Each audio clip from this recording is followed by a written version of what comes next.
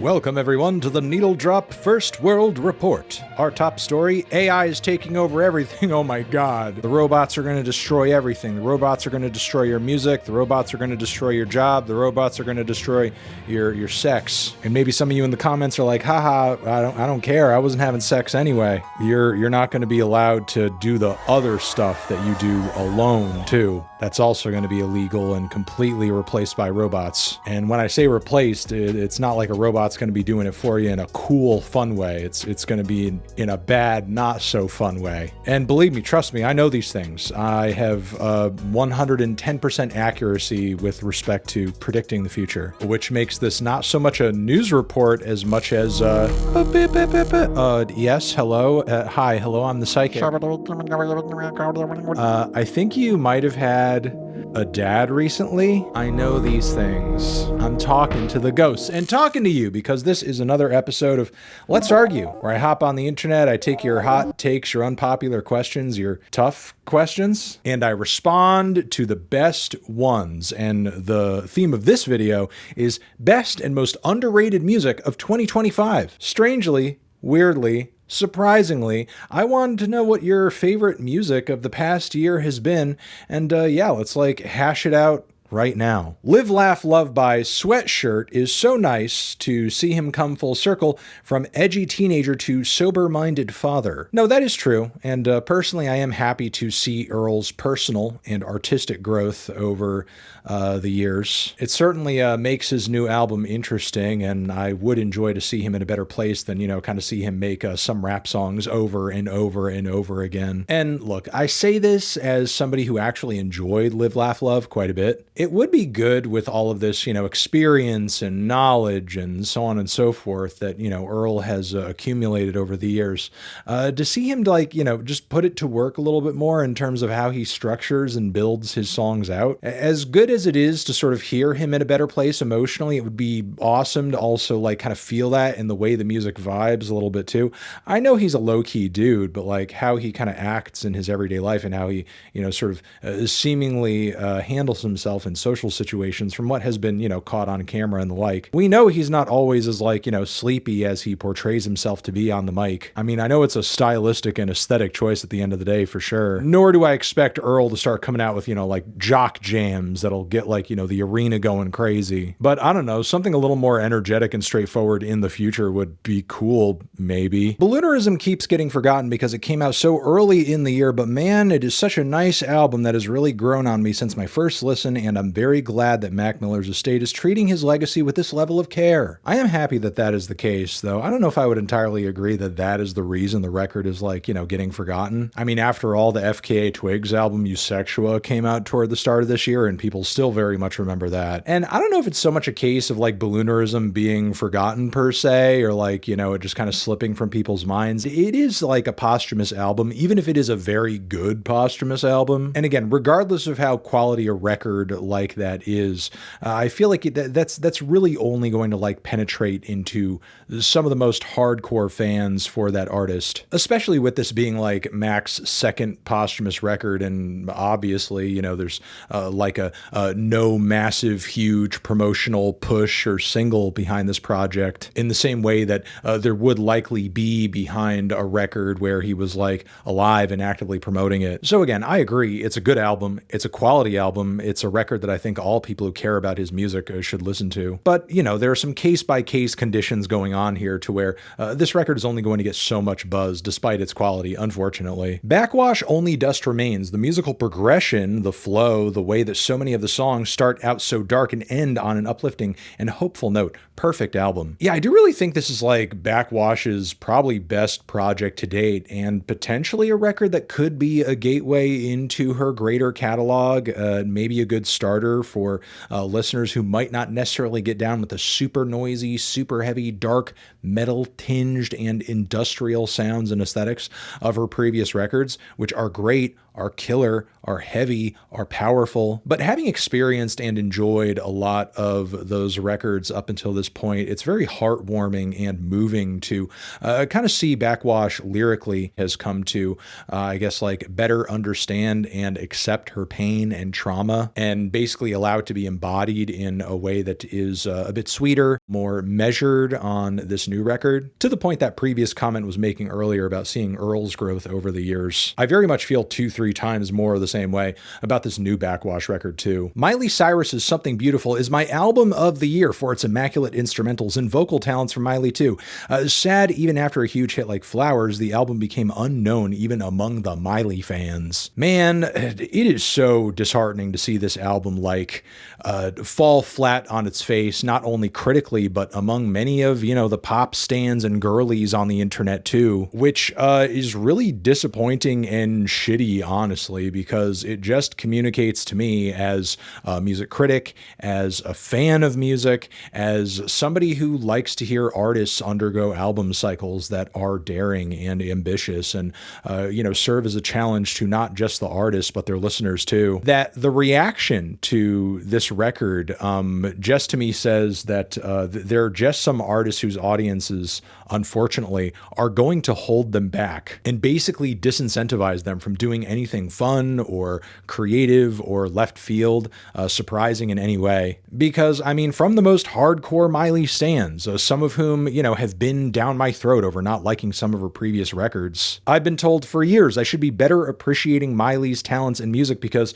in comparison with other pop stars out there, she's actually a great and super talented singer, which I fully and wholeheartedly agree with, though I don't think her music always showcases that talent. But here we have an album where Miley is actually legitimately going all out vocally with some huge, loud, powerful instrumentals that actually complement the uniqueness and boldness of her voice when she's not holding back. And yet there are Miley fans and pop girlies alike who couldn't possibly give a fuck about this record. And it's just crazy to me. Do you not want to see your favorite artists that you profess to love so much grow and change and do interesting things once they evolve to a place where, they're free enough to be able to do what they want and color outside of the lines that their labels expect them to fit into? Because every single album cycle, they're basically pushing them to make their next hit. The answer is apparently not. Apparently people just want Miley to make the song Flowers over and over again. It's unfortunate. It's sad. In my opinion, Jane Remover's Revenge Seekers.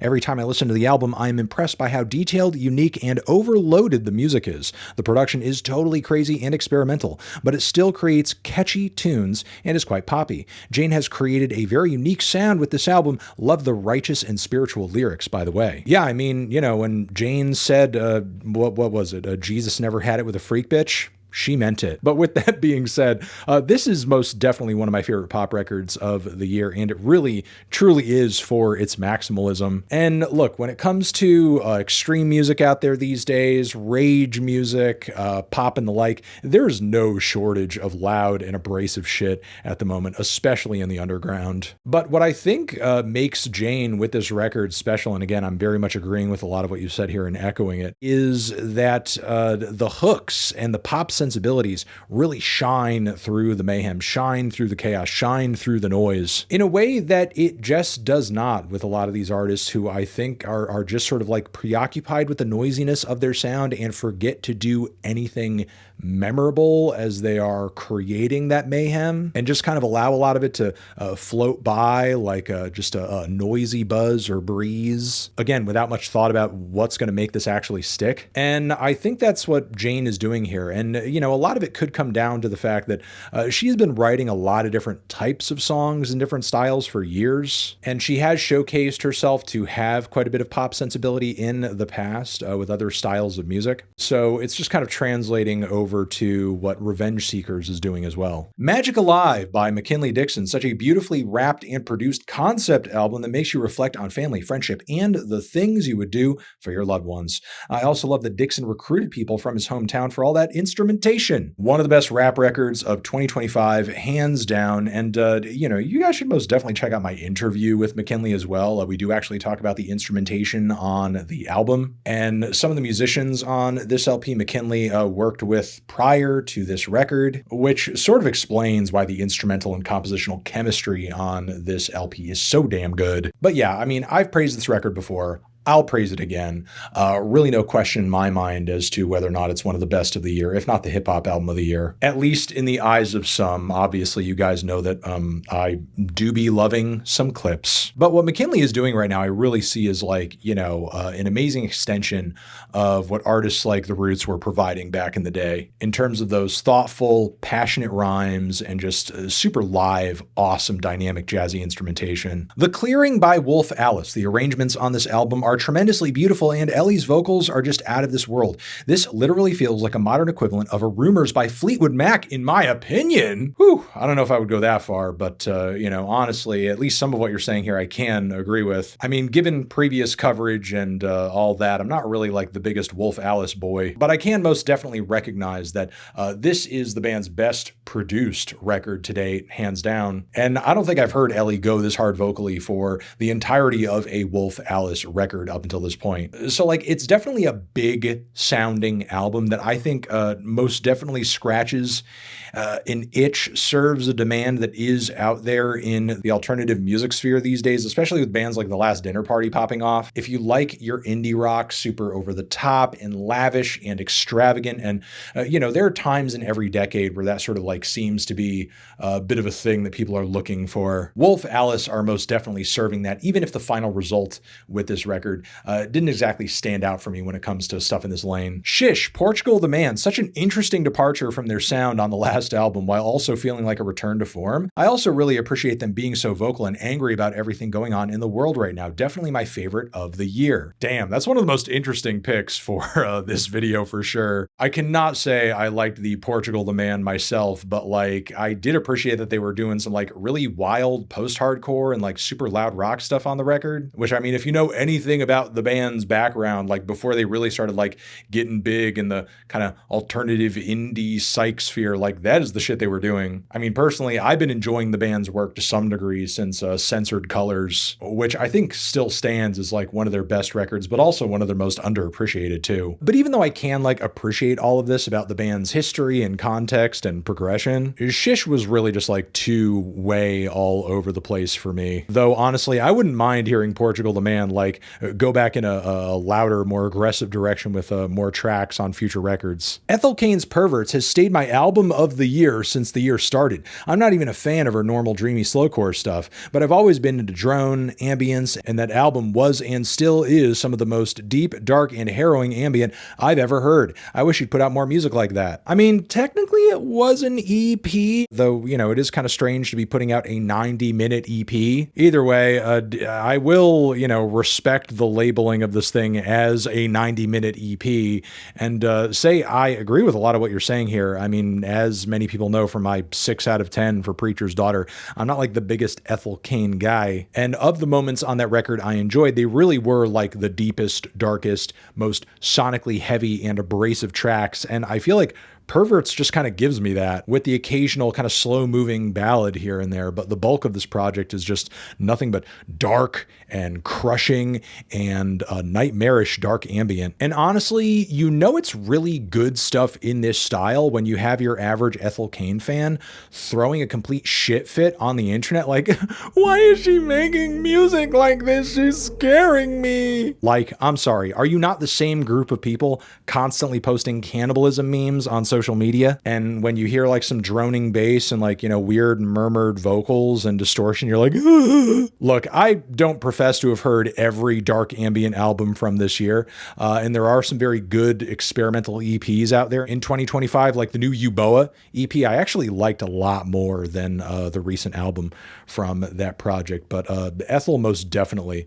Hayden, Sorry, really killed it on this one. Sincerely by Kali Uchis is honestly one of the most beautiful albums I've ever heard. It just sounds so warm and dreamy all the way through. It's easy to get lost in the soundscape. This is what a sunset sounds like to me, but it was snubbed from the Grammys and a lot of year-end lists I've seen. You know, honestly, I think it was just a little too dreamy for my taste. I could speak to the fact that it didn't really end up landing on my list, despite the fact that I liked it and I think there were some decent highlights on it. The album is most definitely a vibe for sure, but maybe the Sade influences were like maybe kind of overtaking things a little bit on some tracks. Some songs even felt like derivative of Beach House, which is fine. They're a classic group. The fact that they have influence in today's day and age is not surprising, but it's really hard to go toe-to-toe with Victoria Legrand's level of songwriting. But yeah, if you like your pop super dreamy, this is most definitely something you've got to hear. Don't be surprised if it doesn't end up sticking with you. Racing Mount Pleasant, self-titled, one of the best records I've ever heard. Very Black Country New Road. Please, please, please. Yeah, I mean, I understand maybe what you're going for with the Black Country New Road comparison, with it being like a very indie flavored release with a lot of, arranged instrumentation and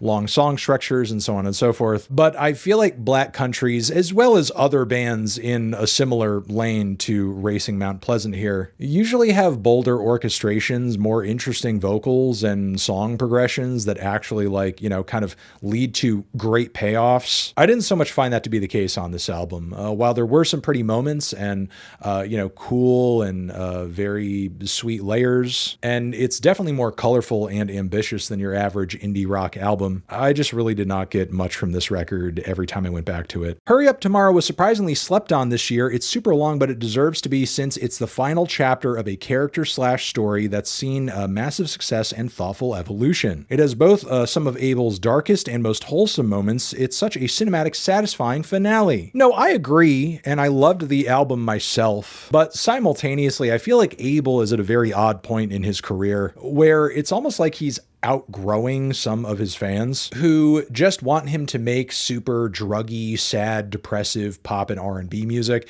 and he wants to make the album equivalent of a film and then release a literal film afterwards, which was horrible. This is kind of like the equivalent of saying like oh yeah, you saw the movie, the book was way better. Yeah, the book was better. So yeah, it kind of feels like Abel wants to put his fans through these like super massive over the top vanity projects, and his singles, his bangers, his vocals are just so good that no matter how indulgent he gets, many of them are still along for the ride, at least for like the catchiest and most accessible and most commercial moments, whereas like the rest of the record falls to the wayside because, believe me, I know your average Weeknd fan is not like listening obsessively to every single track on Hurry Up Tomorrow again and again and again, all the way through that 90-minute record. I mean, again, even though I loved it, that record was even like a little bloated for me.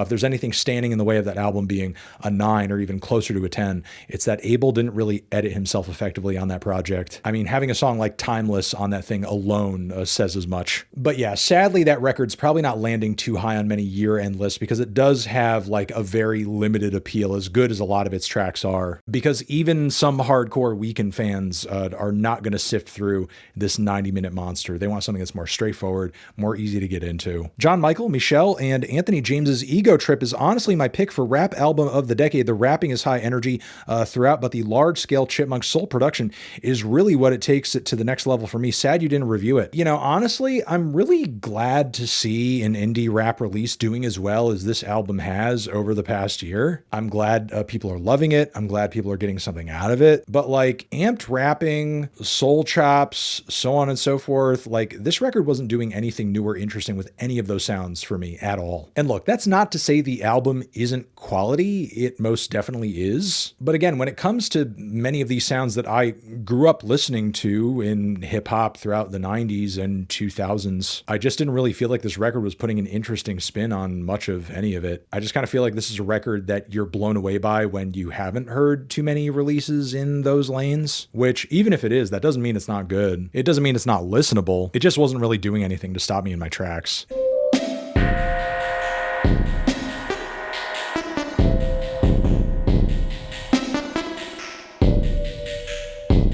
And that is going to be it. Your favorite, your best, your most underrated albums of 2025. Thank you very much for watching. This will be, I guess, probably the final Let's Argue of the year. See you in 2026, continuing to argue with you. Over here next to my head is another video that you can check out. Hit that up or the link to subscribe to the channel. Anthony Fantano, argue forever.